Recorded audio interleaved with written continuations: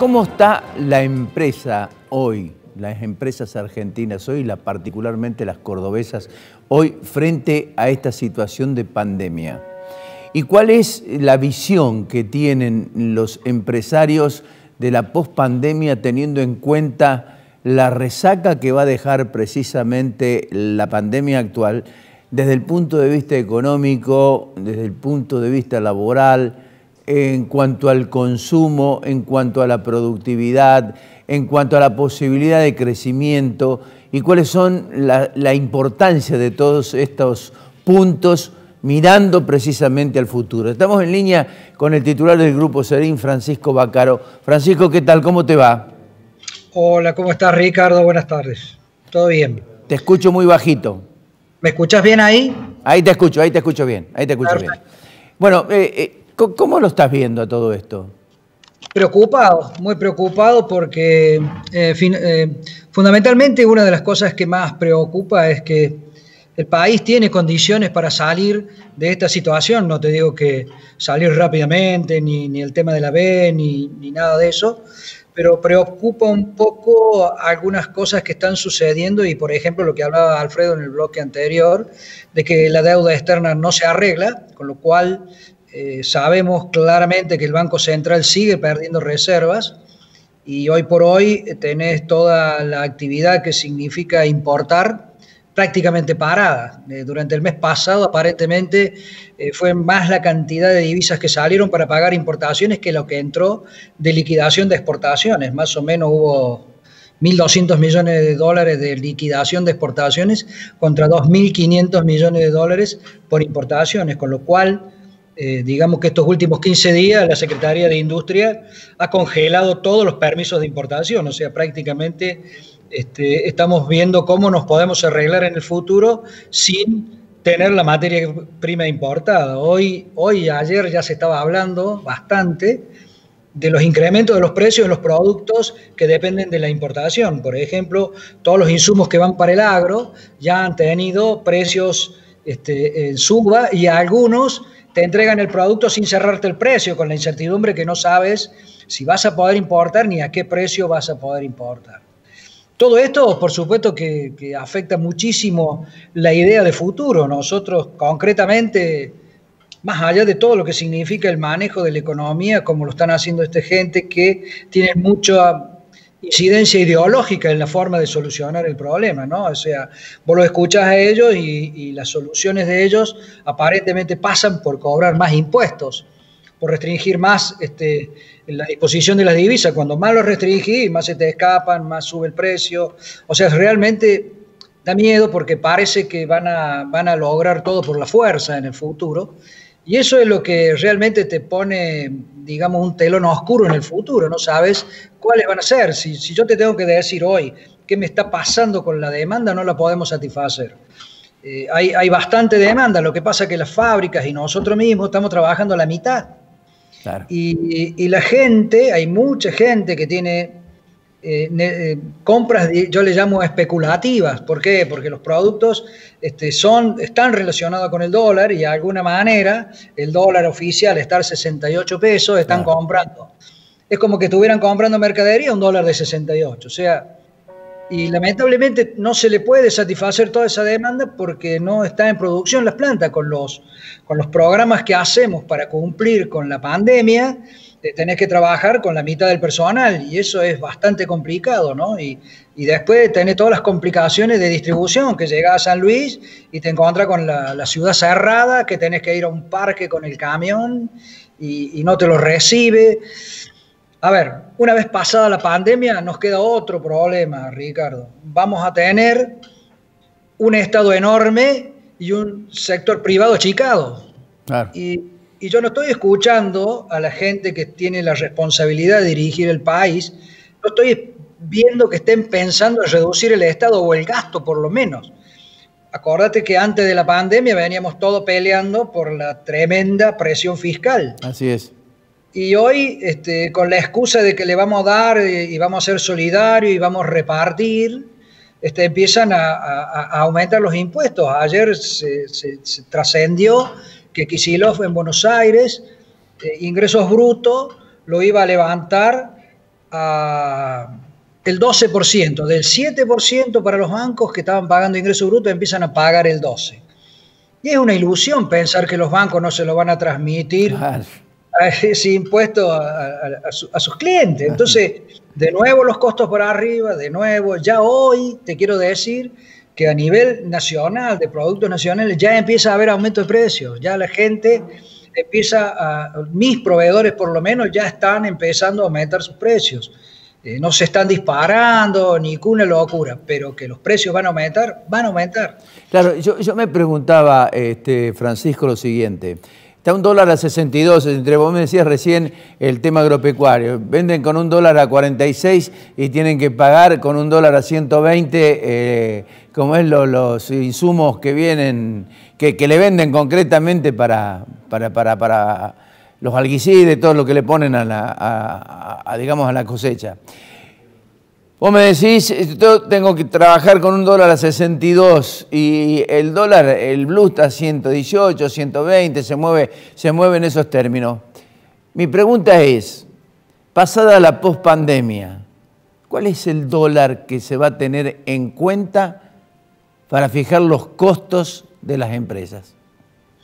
Bueno, ese va a ser el gran problema del Banco Central, que va a tener que fijar un valor del dólar que sea razonable. Yo no te digo que sea el de 120. Si vos hablas con los economistas, te dicen que el dólar de 70, 75, 80 no estaría tan mal. Pero en las condiciones en que están manejando la economía, no hay forma. Si el dólar de Banco Nación, que es el que se usa para liquidación, importación y exportaciones, lo llevan a 100 pesos, el blue se va a ir a 200. O sea, lamentablemente ellos, en vez de preocuparse en generar dólares para que la economía produzca y exporte, están preocupando en cerrar el Banco Central y no darle dólares a nadie, y eso lo pone cada vez más caro el dólar, ¿no?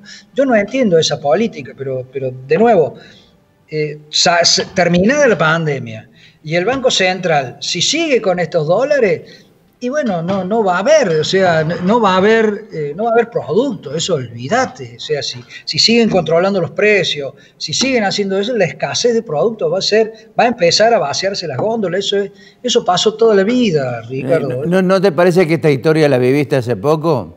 Pero sí, varias veces. Ya los que tenemos experiencia, ya la hemos vivido, o sea, no hay forma, Ricardo. ¿La inseguridad jurídica te preocupa también en materia de inversiones, de lo que pueda venir en el futuro, habida cuenta de cómo está precisamente la justicia, los movimientos de reforma judicial, de incremento de miembros en la Corte Suprema, la ausencia digamos, de rapidez en liquidar los conflictos que hay en la justicia por parte de quienes gobiernan concretamente? Digo, ¿cómo se puede llegar a ver desde el exterior esto y quién trae un mango a la Argentina? Ni habla, Ricardo, del exterior, olvidemos, no. O sea, yo estoy en contacto con gente de afuera y lo único que te habla es decir, no hay ningún problema, mercadería hay, pagame. Y después la embarcamos, y después embarcarla y hasta que llegue al país y todo eso es todo un problema financiero bastante importante. De todas maneras, todo lo que vos hablás de la inseguridad jurídica, de todos los problemas que se avisoran, que yo ya no quiero hablar de que nos vamos a parecer a Venezuela, que no nos vamos a parecer a Venezuela, pero que el fantasma lo tenemos ahí a media cuadra y que no sabemos qué va a pasar, lo tenemos, Ricardo. Vos sabés que lo que está pasando a nivel judicial, inclusive otro tema más, nosotros en medio de esta pandemia, uno de la gente que más también está actuando en contra son los gremios. Los gremios no están teniendo conciencia de la realidad de las empresas. Vos sabés muy bien que después de esta pandemia va a haber mucho menos empresas, va a haber mucha menos actividad, y estos muchachos están preocupados por su bolsillo y no por hacer que una empresa se mantenga en pie. Es decir, a nosotros armar el protocolo para empezar a trabajar en una planta, pasaba por el gremio, vos veías gente que hablaba de protocolo y no tenía la menor idea de lo que es un geniol, ¿viste? Y de repente fuimos a la municipalidad a pedir autorización para funcionar, que era el organismo que tenía que autorizarnos, y la municipalidad no sabía nada. O sea, la cantidad de cosas que nos están pasando en este tiempo, que bueno, no es algo que tengamos la experiencia para resolverlo, pero bueno, hay que tener presente que el país para que subsista necesita de las empresas, no podemos bajar más empresas, salvo que, y esa es la gran duda que nos queda con todos estos cambios que vos pensás, que nuestro país un día será como Cuba o como Venezuela.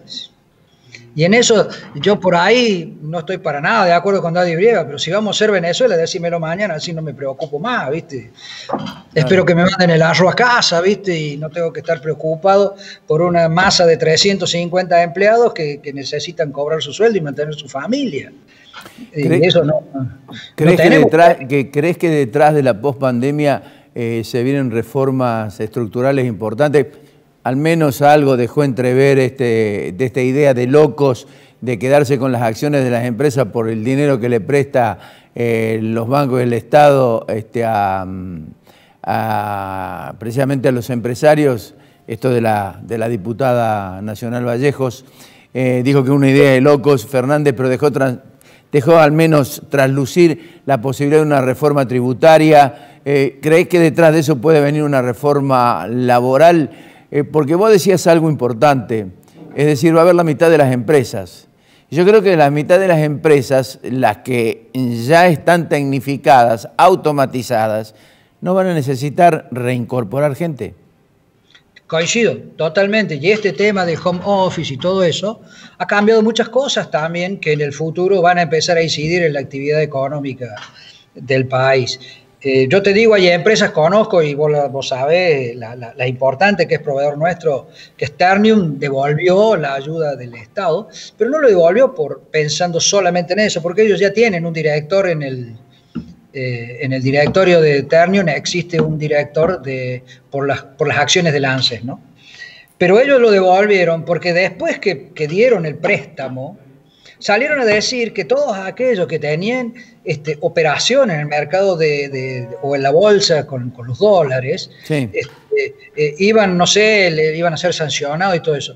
Lo que pasa que Ternium Techin es una empresa internacional, tiene sucursales en Brasil, México, en Europa, y evidentemente en el mercado de cambios hacen todos los días operaciones de ese tipo, que ahora parece que las consideran ilegales.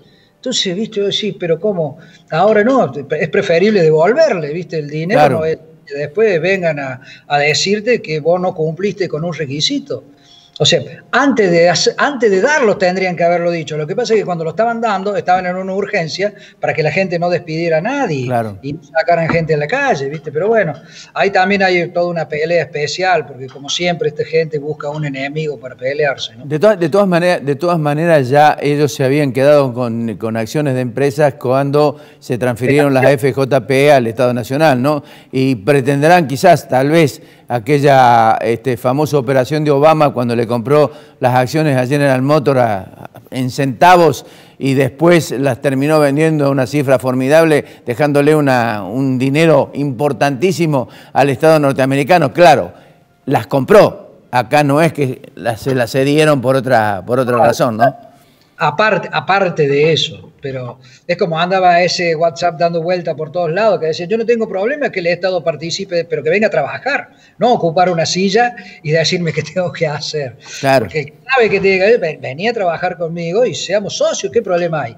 Pero no así socio de que porque me prestaste la plata por una situación que yo no la generé, y que es una necesidad del Estado mantener la estructura de las pymes para poder sostener los empleos, que vos te vas a quedar con las acciones. Yo, en ese aspecto, pero yo no creo que llegue a eso. Lo que pasa es que te vuelvo a decir, vos me hablás de todo el cambio de la justicia para salvar, ya sabemos a quién, pero también después de paso, y bueno, de paso me quedo con esto, expropiese. Guarda, vamos caminando por una línea que claro, por ahí pisamos un lado al otro y al final no sé de qué lado nos vamos a quedar, ¿no? Francisco, ahora, General Motors en un país que crece con otra ideología sí vale más. Acá puede llegar a valer menos las empresas en el futuro, ¿no? Claro. Y eso, ya sabemos lo que hicieron estos chicos con Aerolínea, que la compramos por 2 pesos y la terminamos pagando una locura. Hay varias cosas, hay varios antecedentes que son preocupantes, Ricardo. Francisco, finalmente, ¿frenaste las inversiones? Mira, yo las sigo teniendo en cartera porque nosotros pensamos que este país algún día, pero sí están frenadas, vos sabés, hace 3 meses que está todo frenado, pero tenemos muchísimas posibilidades de crecer, entre los que hay, crecer en Buenos Aires con una industria importante, sí, muchas cosas. Así que bueno, estamos esperando que esto se aclare, Ricardo. Francisco, te mando un gran abrazo y muchas gracias por la gentileza que has tenido con nosotros. No, por favor, a tus órdenes, Ricardo.